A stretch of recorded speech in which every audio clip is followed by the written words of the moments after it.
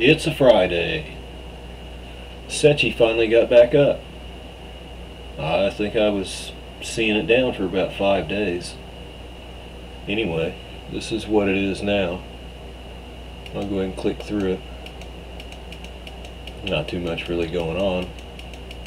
I'm just showing that it's back up. I don't know why. I didn't read anything. Maybe they had some kind of upgrading they were doing. Or maybe they had some kind of mechanical deal, I don't know. Anybody out there hear why they were down for so long?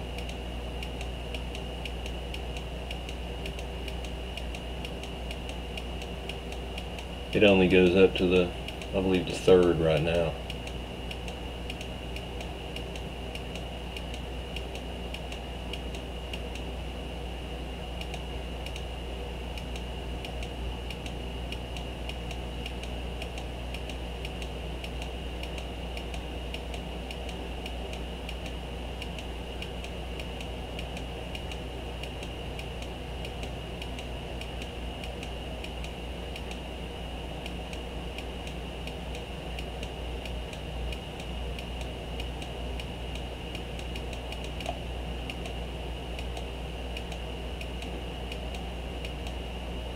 And that's all she wrote for that. Oh. This is kind of interesting, I thought.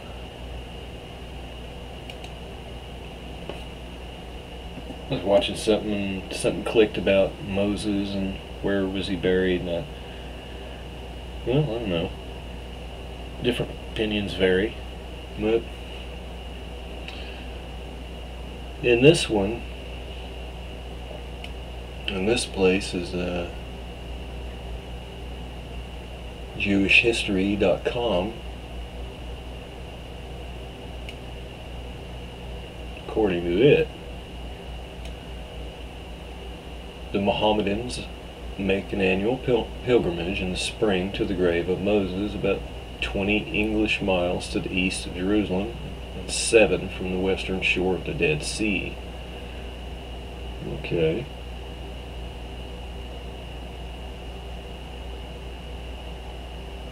You can go down through here and read actually the whole thing.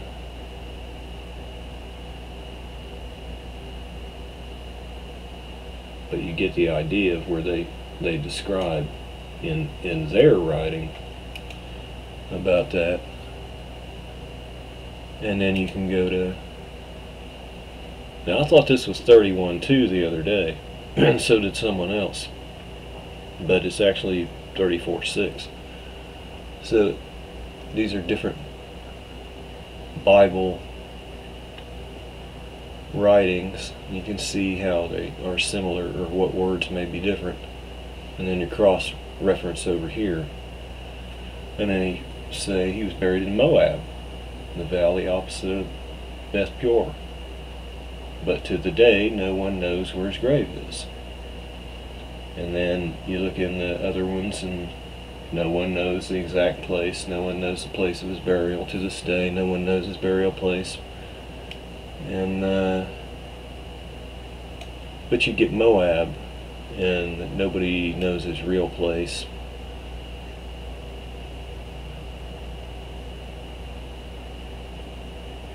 And you can keep reading and reading.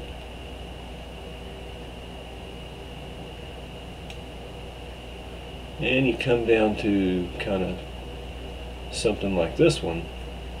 And he buried him. Ibn Ezra says he buried himself, going into a cave on the top of the mount where he expired, and so where he died his grave was. And though he died on a mount, he was buried in a valley. And Yarshi and some other Jewish writers say the Lord buried him. It may be by the ministry of angels. An Arabic writer says he was buried by angels. And it's very probable he was buried by Michael, and who is no other than the archangel or head of principalities and powers, our Lord Jesus Christ, for a reason that will be hereafter suggested. So then you can cruise over here. Well, I've already been there. That's not where I went to go. To the Bible map. And you can read that apparently Moab was the district east of the Dead Sea, extending from a point some distance north of it to its southern end. You can look at it on something like this. And let's see, where was that? Oh, I guess I don't have it, but there's another there is another interesting writing on the internet. I forgot the name of the actual site. But someone made their own little trek based upon the description of where it was. And it had some pictures they had taken, and you know, in their own little doing, they claimed they went to where it was at and that they were actually there. So that was an interesting deal there to read that. I think whenever I found that, I think I just searched Moses' grave. I think it was on the front page somewhere, but that just adds to that. And let's see, while we're at it, we'll go into some other freaky stuff. Why can't you see bad guys, spirits, demons, fallen angels, Anunnaki, whatever you want to call them? And this is like really old. You know, this is from the Emerald Tablets of Thoth, Tablet 8. And even in different kinds of writings, you read freaky stuff.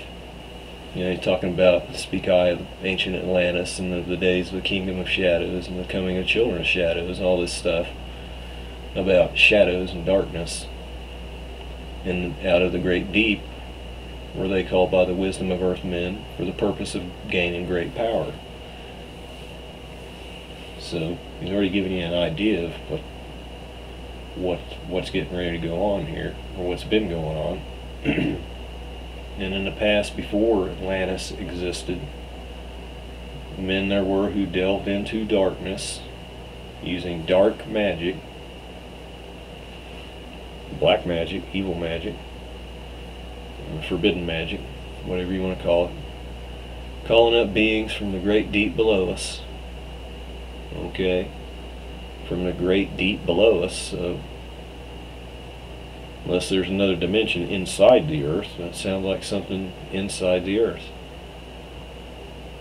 Forth came they into this cycle, formless, no form, were they of another vibration. Interesting that long time ago they tell about a different vibration than what we have, existing unseen by the children of earthmen. And only through blood could they have form being. Only that'd be like blood sacrifice, or consuming human blood, possibly both at the same time. Only through man could they live in the world. That means you gotta ring them up. In ages past were they conquered by masters. Now who these guys would be, I'm not sure. What a master is actually, unless he's some kind of a anointed one by God or something. Driven below to the place whence they came, putting them back in. But some there who remained, hidden in spaces and plains unknown to man, hiding where they can't be seen. Lived they in Atlantis as shadows, but at times they appeared among men. Aye, when the blood was offered, for they came to dwell among men. Okay, but at times they appeared among men, and then when the blood was offered, they came to dwell among men. In the form of man they amongst us, but only to sight were they as our men. That means Only you looked at them, they looked like you, but they weren't. Serpent-headed. Well, we don't have serpent heads, so they're not of this world. When the glamour was lifted, the glamour, whatever it is causing us not to be able to see them. But appearing to man as men among men, crept they into the councils, taking forms that were like unto men. Well, that sounds like they infiltrated the ruling system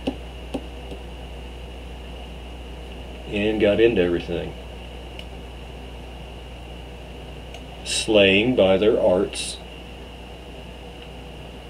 the chiefs of the kingdoms, taking their form and ruling over man.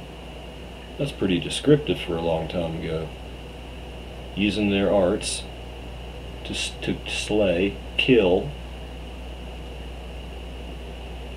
the chiefs, that'd be the top people of the kingdoms, and they took their form and ruled in their place.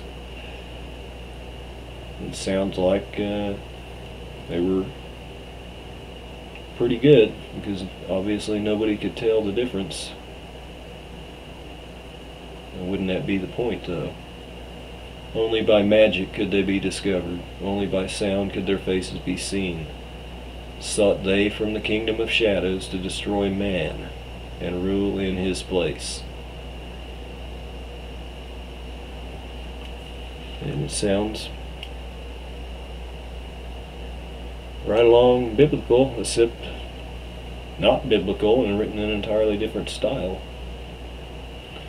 But know ye the masters were mighty in magic, able to lift the veil from the face of the serpent. So whatever the masters did, it was able to identify them where they couldn't fool and look like everything else, and able to send him back to his place and put him back in the hole. Came they to man and taught him the secret, the word that only a man can pronounce. Swift then they lifted the veil from the serpent and cast him forth from the place among men. So they got an ability to make them show who they are, and then after everybody knows, then quickly they get rid of them. Get them out of here. Yet beware, the serpent still liveth in a place that is open at times to the world. That means he ain't bottled up forever. He can get out at times. Unseen, we can't see him. They walk among thee, all around us, in places where the rites have been said. Again, as time passes onward, shall they take the semblance of men. Well, as time passes onward from the time this was written, they say, you shall take the semblance of men again.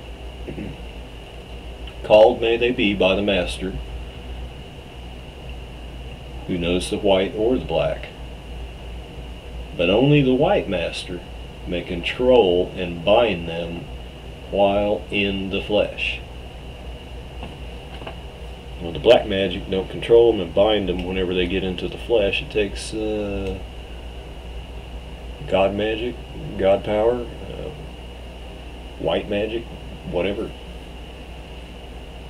The more powerful, supposedly, is the white. Seek not the kingdom of shadows, for evil will surely appear, for only the master of brightness shall conquer the shadow of fear. You continue to keep reading, because there is more.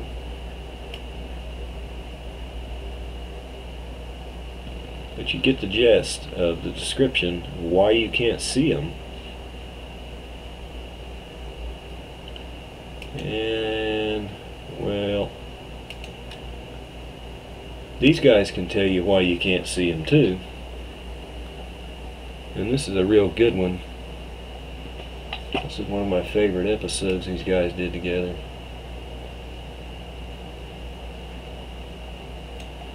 But let's go ahead and give her a whirl.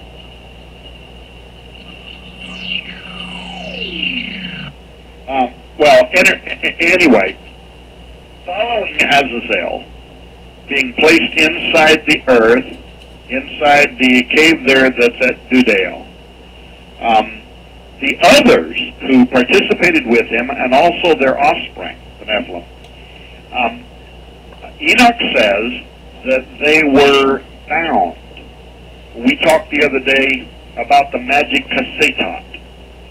He says that they're bound, they're pinned down under the hills of the earth. That's exactly what Enoch says. That's an exact quote. Under the hills of the earth. In fact, the rest of that verse says, where they will remain for 70 generations until the day of judgment. End quote. Now, Steve, this is where things start getting really interesting. And astonishingly, as many times as I had read this text, I never saw this until this week, and I emailed you and I said, Steve, I have found something astonishing, and I triple checked myself on this to make sure that I was correct. Many people mistakenly believe that all of the spirits of these giants went into everlasting chains of judgment, never to be released again, right? Right.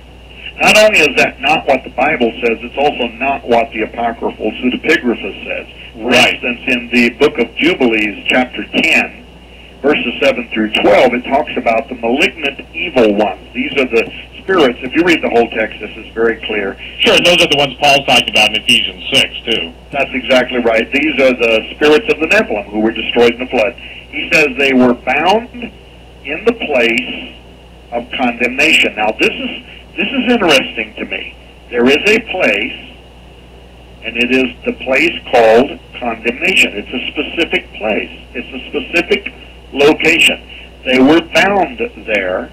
Then Jubilees goes on, but a tenth part of them are left, that they might be subject before Satan, listen, on earth. And now Jubilees goes on. These will be for corruption and leading astray men before Satan's judgment, end quote. That's the book of Jubilees 10, 7 through 12.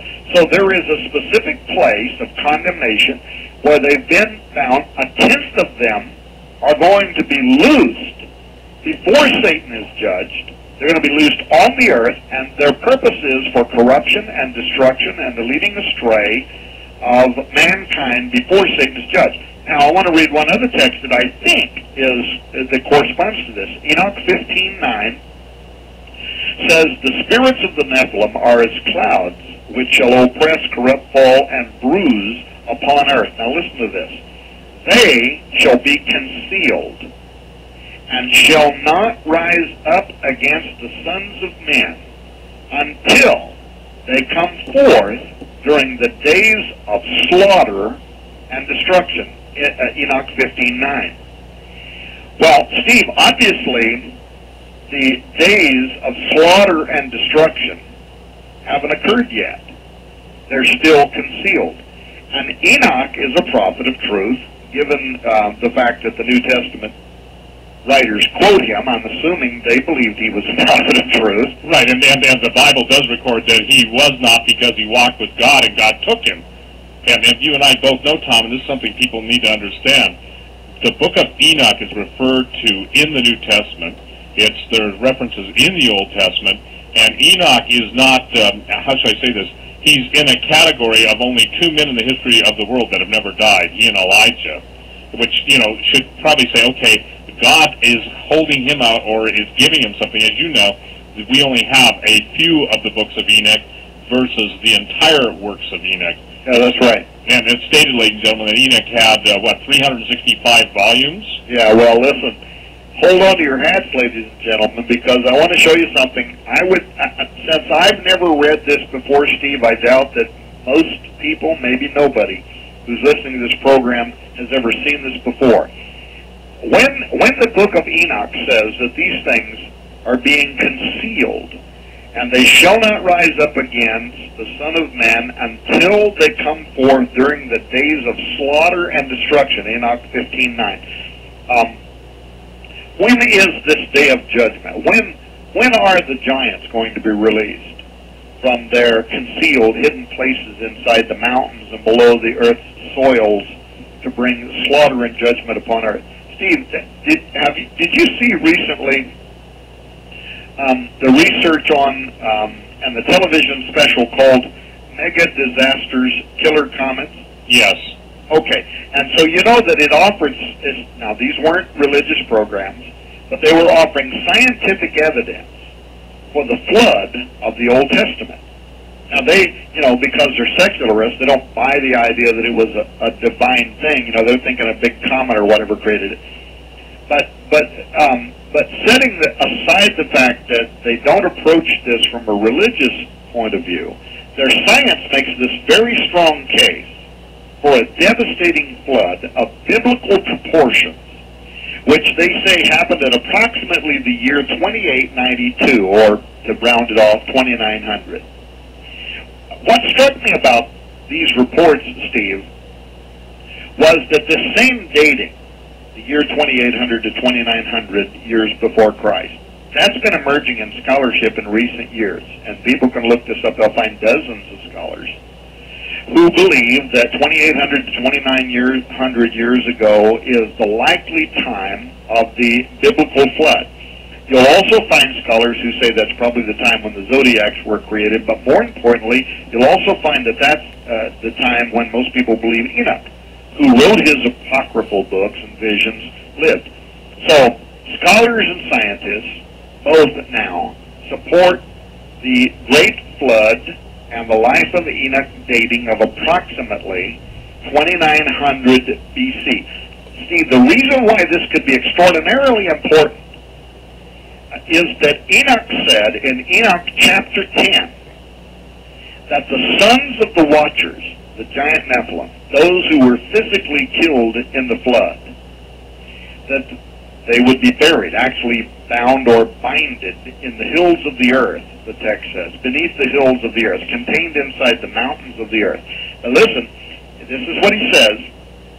He says that they would be bound there for 70 generations before they are released to come forth for judgment.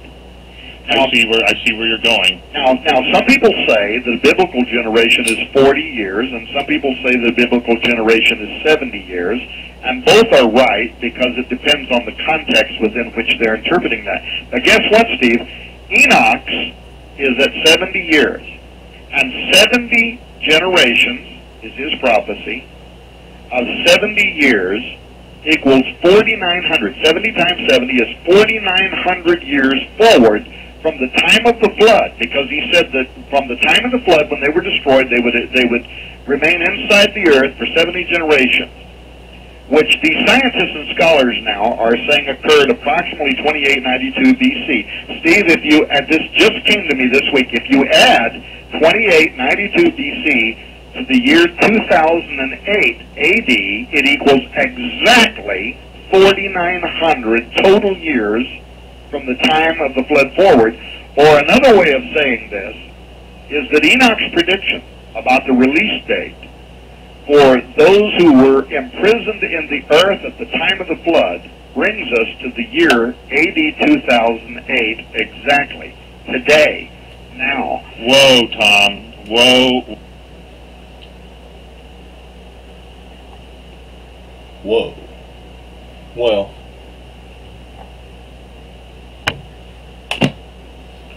we're 2012 now, so we're off on that. But as he said, from the point you would count from, that was approximate date, a ballpark date, not exact date, but a date they think somewhere in there. So,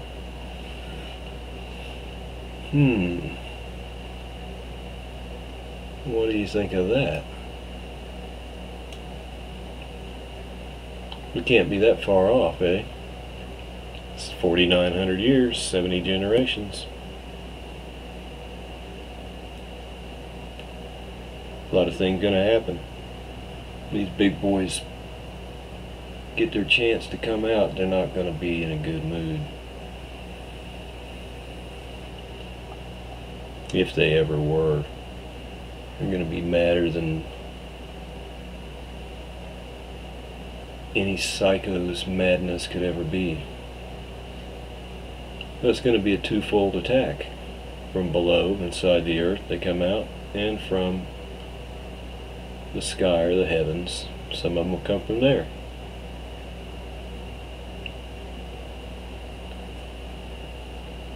I just wanted to answer the question with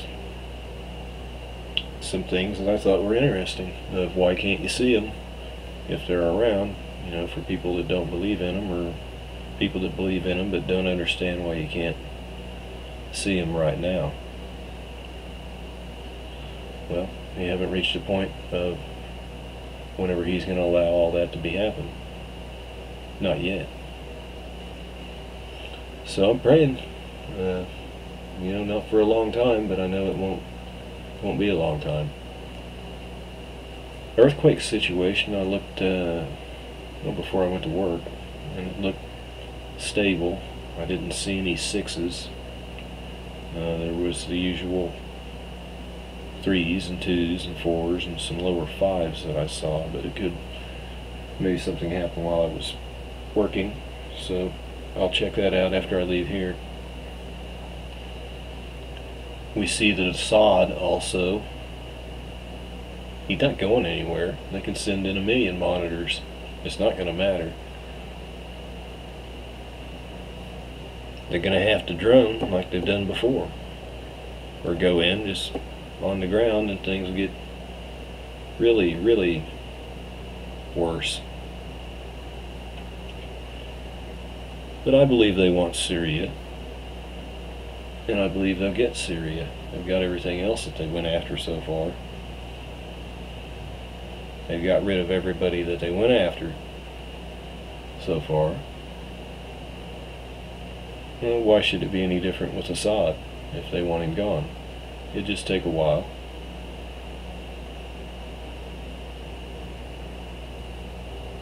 As far as I know, I think Iran's just blowing smoke and thumping their chest is what it seems to me at the moment. I think it's more lip service than actual substance. But it maybe seems that they maybe are trying to be provoked. Like it was said, maybe they try to provoke them into taking that first shot. That maybe we don't want to do it first, or maybe we, you know, nobody wants to see Israel do it first. Well, maybe this is all provocation. Who knows? But I don't believe for a minute that they have the ability to shut down the Strait of Hormuz all on their own. I do not believe that for 1 second. I think all that does is put fear into the, or not that it actually puts fear into it, but they use it as an excuse to say it put fear into the market to jack up the price of the barrel of the oil. That's what it seems to me that they're doing that for, because they just kick back, and if it makes the price go up $2 or $3 a barrel, then they just laugh. And they know they don't have the military to be able to back that up. They'd get squashed quick if they didn't have any nuclear.